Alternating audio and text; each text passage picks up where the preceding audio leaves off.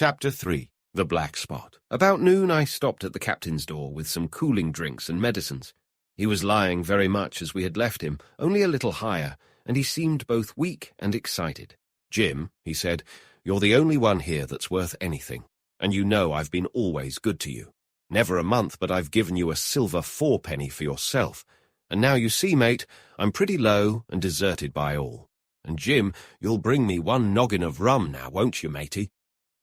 "The doctor," I began, but he broke in cursing the doctor in a feeble voice, but heartily. "Doctors is all swabs," he said, "and that doctor there, why, what do he know about seafaring men?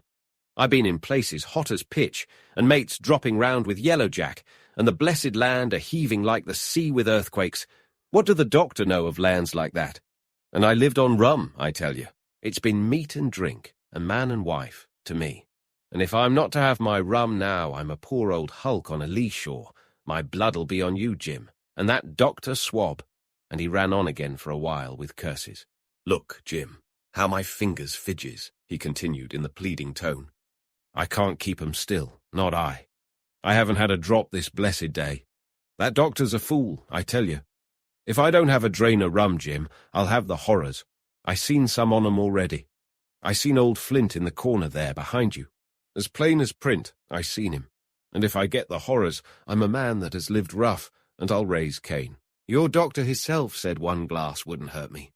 I'll give you a golden guinea for a noggin, Jim." He was growing more and more excited, and this alarmed me for my father, who was very low that day and needed quiet. Besides, I was reassured by the doctor's words, now quoted to me, and rather offended by the offer of a bribe. "I want none of your money," said I, "but what you owe my father. I'll get you one glass and no more." When I brought it to him, he seized it greedily and drank it out. Aye, said he, "that's some better, sure enough. And now, matey, did that doctor say how long I was to lie here in this old berth?" "A week at least," said I. "Thunder!" he cried. "A week? I can't do that. They'd have the black spot on me by then. The lubbers is going about to get the wind of me this blessed moment. Lubbers as couldn't keep what they got and want to nail what is another's. Is that seamanly behaviour now, I want to know? But I'm a saving soul. I never wasted good money of mine, nor lost it neither, and I'll trick 'em again. I'm not afraid on 'em. I'll shake out another reef, matey, and daddle 'em again." As he was thus speaking, he had risen from bed with great difficulty, holding to my shoulder with a grip that almost made me cry out, and moving his legs like so much dead weight. His words, spirited as they were in meaning, contrasted sadly with the weakness of the voice in which they were uttered. He paused when he had got into a sitting position on the edge. "That doctor's done me," he murmured. "My ears is singing. Lay me back." Before I could do much to help him, he had fallen back again to his former place, where he lay for a while silent. "Jim," he said at length, "you saw that seafaring man today?" "Black Dog?" I asked.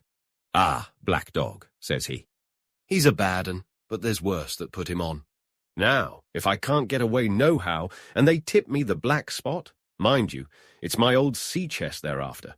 You get on a horse, you can, can't you?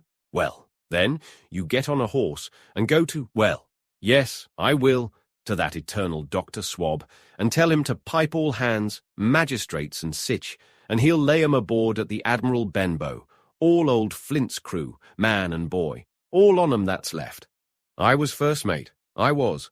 Old Flint's first mate, and I'm the only one as knows the place. He gave it me at Savannah, when he lay a-dying, like as if I was to now, you see. But you won't peach unless they get the black spot on me, or unless you see that Black Dog again, or a seafaring man with one leg, Jim him above all." "But what is the black spot, Captain?" I asked.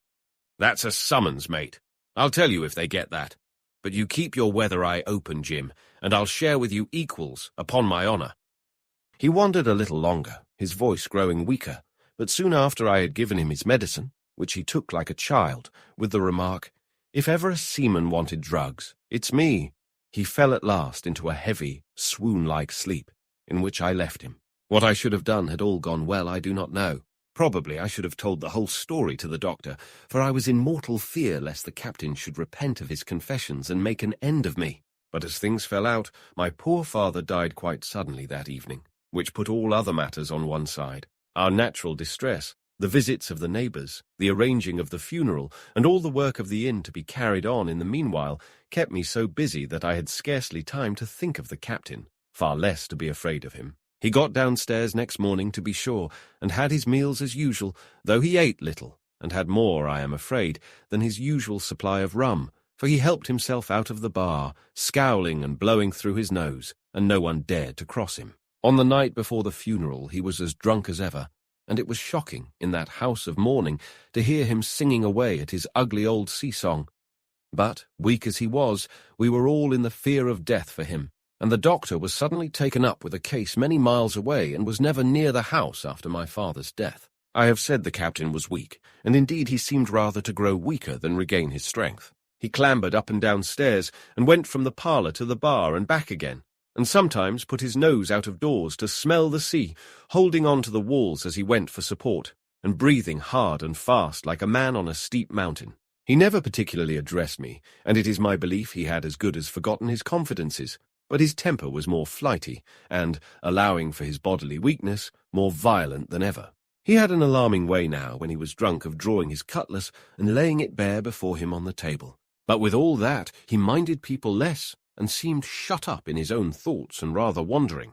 Once, for instance, to our extreme wonder, he piped up to a different air, a kind of country love song that he must have learned in his youth before he had begun to follow the sea. So things passed until, the day after the funeral, and about 3 o'clock of a bitter, foggy, frosty afternoon, I was standing at the door for a moment, full of sad thoughts about my father, when I saw someone drawing slowly near along the road. He was plainly blind, for he tapped before him with a stick, and wore a great green shade over his eyes and nose, and he was hunched as if with age or weakness, and wore a huge old tattered sea-cloak with a hood that made him appear positively deformed. I never saw in my life a more dreadful-looking figure. He stopped a little from the inn, and raising his voice in an odd sing-song, addressed the air in front of him.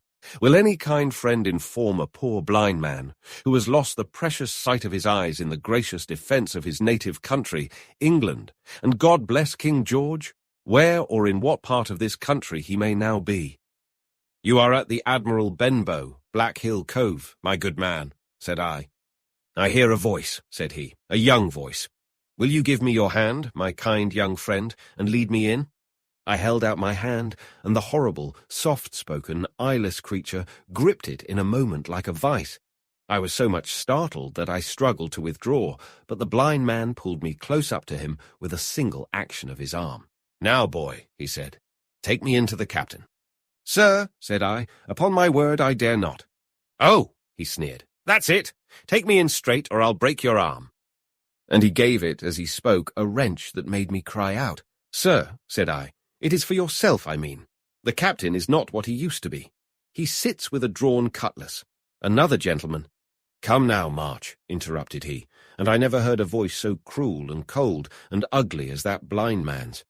It cowed me more than the pain, and I began to obey him at once, walking straight in at the door and towards the parlour, where our sick old buccaneer was sitting, dazed with rum. The blind man clung close to me, holding me in one iron fist, and leaning almost more of his weight on me than I could carry. "Lead me straight up to him, and when I'm in view, cry out, 'Here's a friend for you, Bill.' If you don't, I'll do this." And with that he gave me a twitch that I thought would have made me faint. Between this and that, I was so utterly terrified of the blind beggar that I forgot my terror of the captain, and as I opened the parlour door, cried out the words he had ordered in a trembling voice. The poor captain raised his eyes, and at one look the rum went out of him, and left him staring sober. The expression of his face was not so much of terror as of mortal sickness.